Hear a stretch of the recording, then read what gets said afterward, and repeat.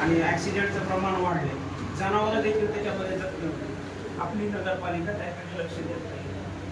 जर नाही केलं तर आम्ही सगळी जनावरं गोळा करून नगरपालिकेत भरू.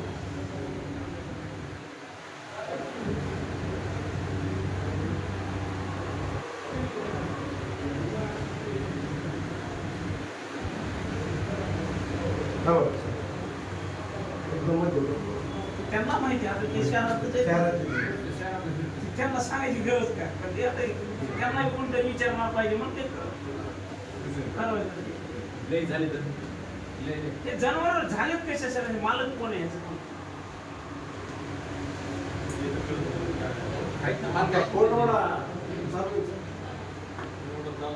टाकले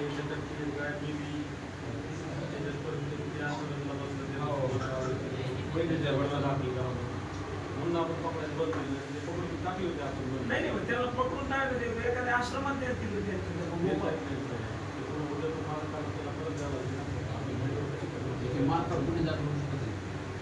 त्यांनी मोकार सोडायची ही तर जसं दुसऱ्या शहरामध्ये केलं तसं काहीतरी नियम काढा ना. आता समजा डुकराचं प्रमाण कमी झालं हे मान्य, तसं ह्याच्यावर काहीतरी प्रमाण करा. आता सर हे तर दिवसेंदिवस वाढायला लागले, पहिले कमी होते. आता ड्युटी दिले ते सगळ्यांना जे आपल्या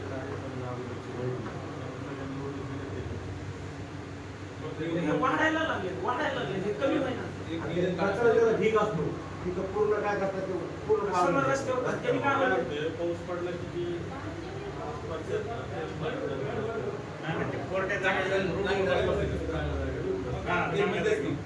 मला प्रश्न पडत की इतके दिवस अचानक कसं काही केले. आता बघा शिवाजी महाराज चौकामध्ये आता सध्या तुम्हाला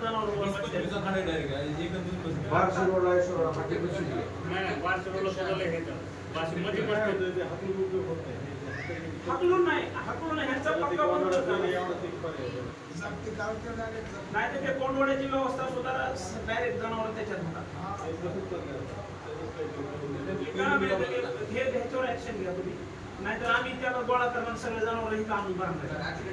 आम्ही वर्षापूर्वी निवेदन दिलं त्याच्यावर चालू केलं. आम्ही स्वतःहून नियोजन केलं नाही ना, चालू केलं नियोजन केलं त्याचं खायचं प्यायचं 12च्या नंतर ते बाहेर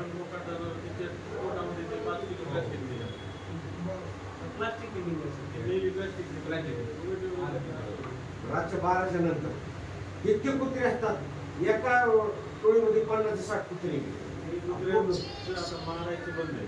मग त्याला निर्मितीकरण जे होतं ते आपण 3 वेळेस टेंडर काढलं. कुणी टेंडर का विचारा घेत असतो आम्ही पब्लिश करतो. आम्ही घेत असतो ठीक आहे. मग त्यांना विचार संस्था होती डॉक्टर विचारा तुम्ही शेतात पब्लिश करणार.